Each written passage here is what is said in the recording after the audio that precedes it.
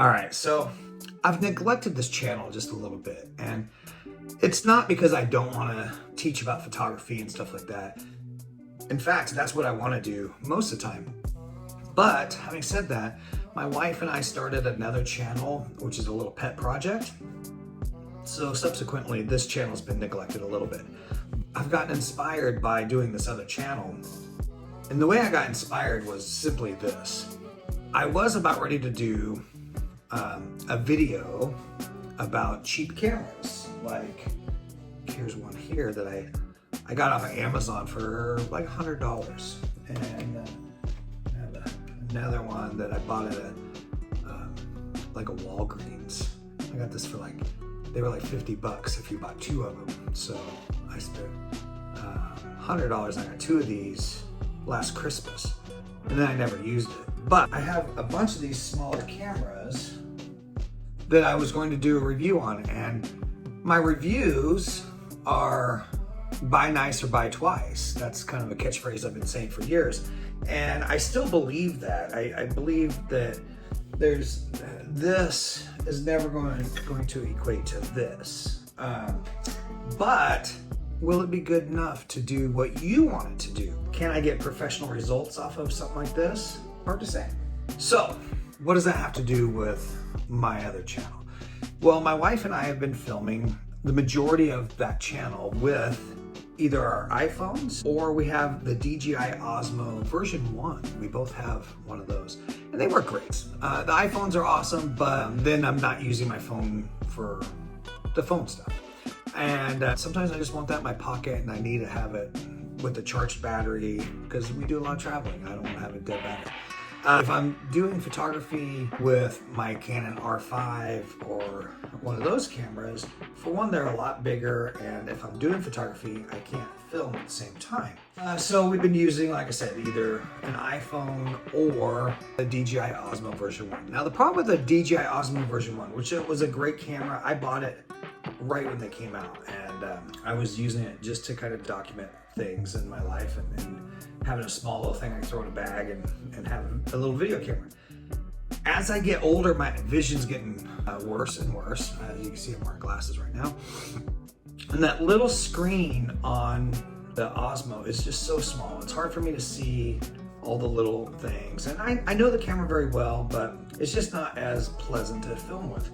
Also, the quality is not what a current iPhone would be, and it's not like a lot of the knockoff cameras really have better sensors now because, you know, time marches on and things get better and better. So I can't afford to buy the new DJI Osmo Pocket 3, and I think they're coming out with the Osmo Pocket 4 anytime now, judging off of their release dates.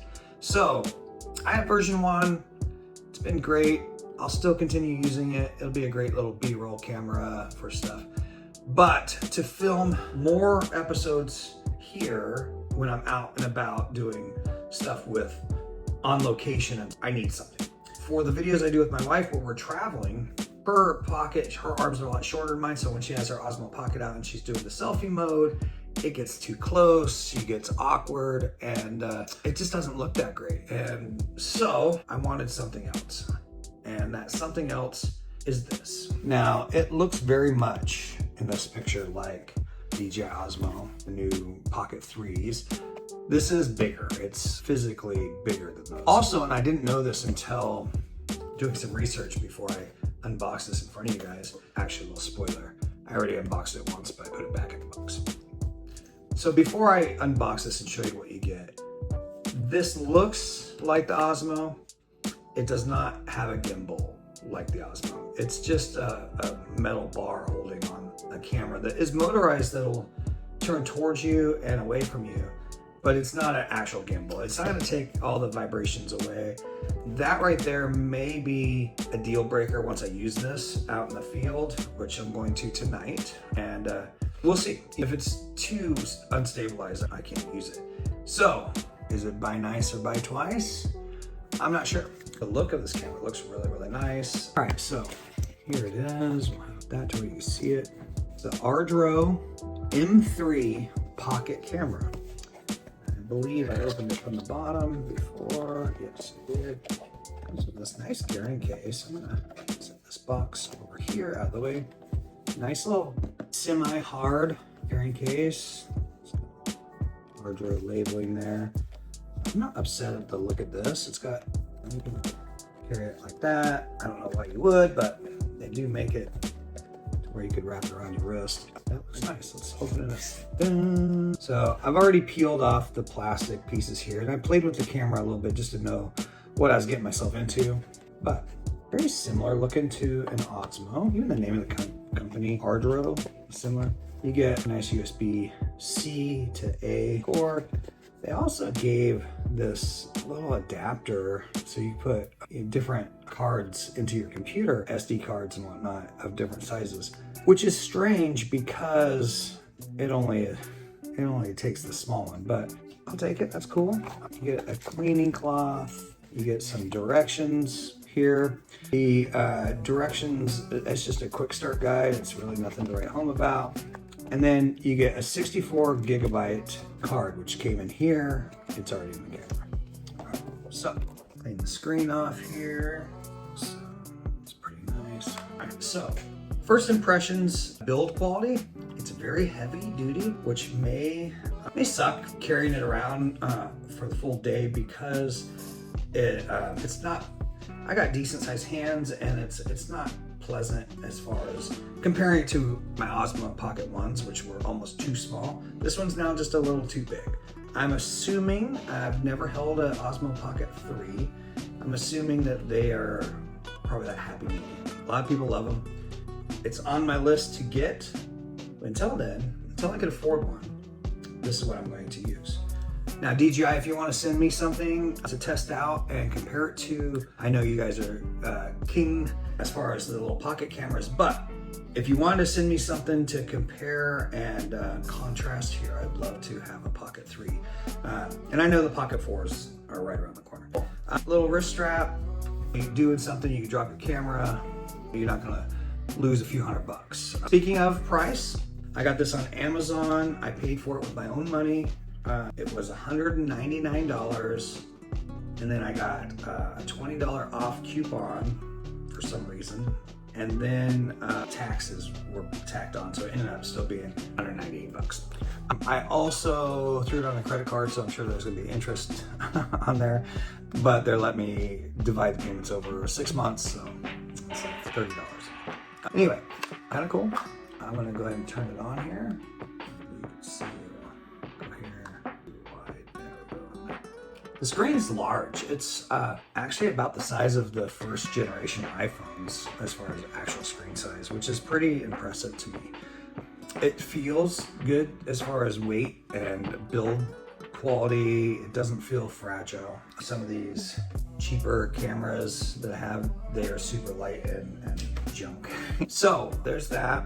You could click on the screen to record, or there's a button on the side right there. There's also telephoto buttons, which I don't like the way this is, I can tell you right now. So right now this is not the telephoto, that's just reversing it. Whereas on a DJI, you could just double click a button and it'll turn it towards you. You have to push it in, and then there's a zoom function with the same button. So you have to remember to click it, and then you can zoom in and out. It's a digital zoom. Let me show you here. There you go, you can see that. It zooms. It's not a crazy zoom. You're not getting 200 millimeters or anything like that, but super cool. I guess the battery life on this is extremely, they're touting 6 hours. I don't think it's that long. That would be, and that's 6 hours of continuous recording, which you would need to either record in a really low quality or get a huge card. But with the 64 gigabyte card, it'll record still continuous. As far as battery life goes, I haven't got to put it through its paces. I just got it today. I've literally just played with some functions before I made this video. Supposedly 5K, that is upscaled. Can't imagine it actually being 5K. And pretty inconspicuous design that's just in your hand. A lot of people think that you probably have a little phone or something in your hand because it doesn't look the same as a DJI setup, but it's a little different. Recording quality, like I said, it's supposed to be 5K. As far as photo quality, if you're gonna take pictures with this, dang, I just don't know about it. I don't ever plan on shooting photos with this. I got this so I can videotape me taking photos with my professional gear. On the side here, there's a slot for our micro SD, and then there's a USB-C plug in here, which is nice. You're supposed to also be able to charge while recording, which that could be a nice feature. That's all that's in those ports, and they're covered with this nice plastic cover. I don't think any part of this camera is weather sealed, and they don't claim it to be that I've seen. A couple buttons on the side here. I don't know what they are. I bet you that's infrared. It does, that's one thing I didn't mention.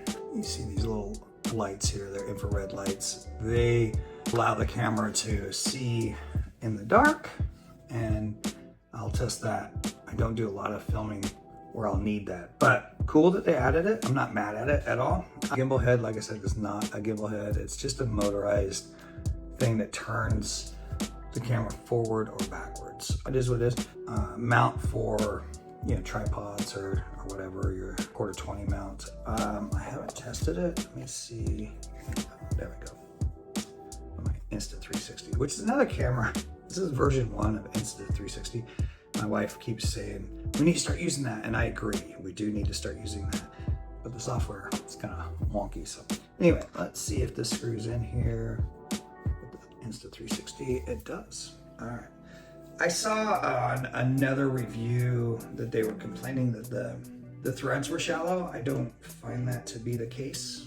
They feel just like any of these other cameras that I would have. I don't know how durable they are, and I wouldn't want, this is a selfie stick, I wouldn't want to use something this long. With the Insta360, yes, that's cool, but the weight of this is a little heavy, and I don't think I'd get the right angle. It's got a super wide angle lens, so I'm not gonna need too much. I am going to put a little tripod, a little mini tripod down on the bottom, just so we can set it on the ground and do some time lapse and stuff like that. It seems, undo this now, it seems as if that mount is pretty standard and what the guy was complaining about that I saw. Okay. So there's the power button right here, and then there's a button right above it that looks almost exactly the same, except for it's a complete circle. The other one is a circle with a red dot.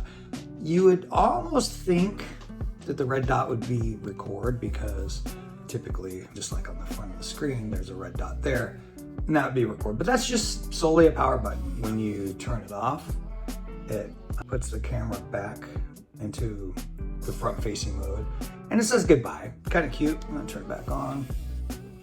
You could hear the motor is pretty loud if you were doing that while you were recording. The microphone is gonna pick all that up. Now, supposedly, and I haven't tested this out yet either, you should be able to plug a microphone into this. Looking at this again, I thought that this was a USB-C by looking at it. It is not, it is something else. I think it might be mini HDMI. I'm glad I looked on this other side. There's a place to put microphone input. So what's cool is if you have, I have some microphones, and so you could totally take one of these receivers and click it somewhere on here. Probably if I get a little tripod, click it on the tripod and have these wireless sensors plugged in, and then you wouldn't have to worry about the audio. This could come in very handy, because we just did a video, we were at Disney World, and the internal microphone on my phone picking up way too much of the background noise. If this works and we could use external microphones, I have two that connect to one source, so she could be wearing a microphone, I could be wearing a microphone. It'll just record straight into the camera. So that's pretty exciting. When the screen is this way, it's doing vertical for doing like reels and YouTube shorts. When it's this way, obviously it's standard recording. It doesn't feel too bad when it's like that. When it's like this, you have to hold it funny so you can see it. And yeah, I would probably not want to record that way without having a little extension arm of some sort, or a tripod. Or, you could play back on the screen here. It does show you the rule of thirds. I don't know if you can see it in here, but it puts grid lines in there, which is really nice. That kind of lines everything up for you. There's this screen here, which gives you your video modes. It's got regular mode, which I have set at 5K 30. Slow motion, which here it says 1080 4 times. So I think I'd be 1080 at probably 120 frames a second. And then there's time lapse, which I think they're taking it looks like it's doing 1 picture a second, which is kind of cool. There's camera settings. I'm not gonna get into that because, again, if you want a camera, don't buy this. It looks like it's 48 megapixels. There's a timer, there's burst mode, which gives you 3 pictures in a burst. Pretty standard. Again, photos are my thing. I don't know why you'd want to take photos with this thing. If it's all you had though, no excuses, do it. Utilize what you got. And that's kind of the point of this video. I couldn't afford the top tier, which right now is the DJI Osmo Pocket 3, soon to be 4, I'm pretty sure. I couldn't afford that right now. I gotta watch my budget. And that's just, I think a lot of us have to do that. When I was filming this weekend with my wife, and if you wanna check out that video, it's on my Explore That Florida Life channel. We just went to Disney World. We went to Animal Kingdom, and we were using our little Osmo Pockets.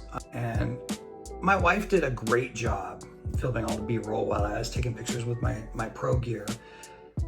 The problem is the age of that camera just isn't quite up to par with some of these newer cheap stuff.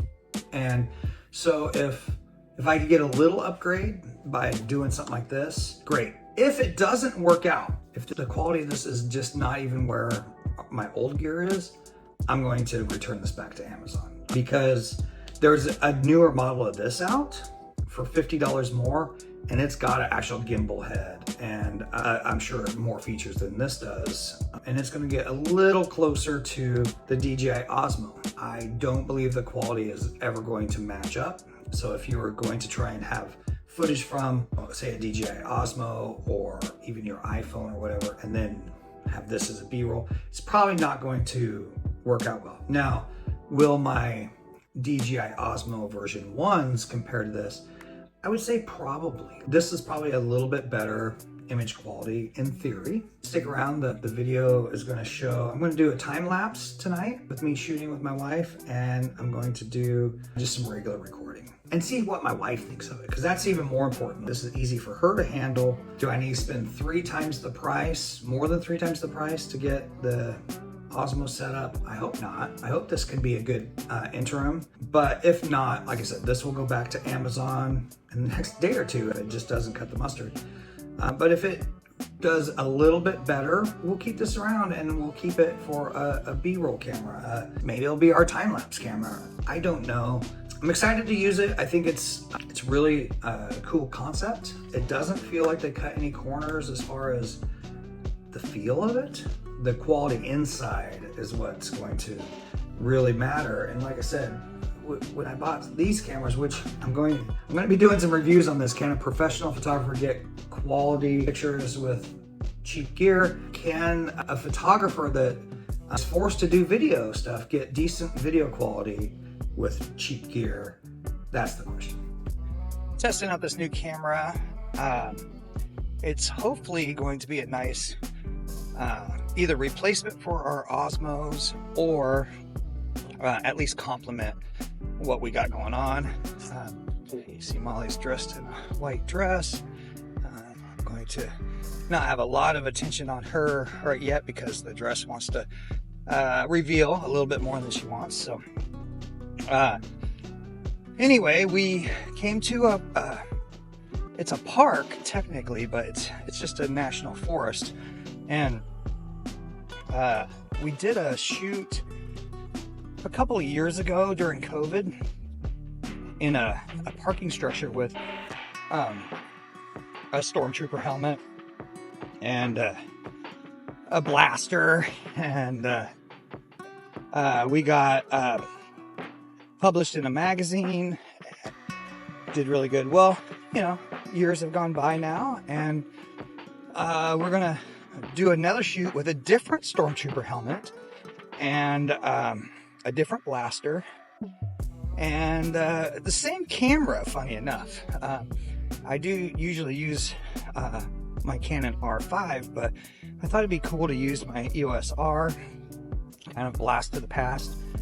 And then this new pocket camera to do all the videotaping. So stay tuned. I'm going to post pictures of the shoot online, and we'll do it in this video as well.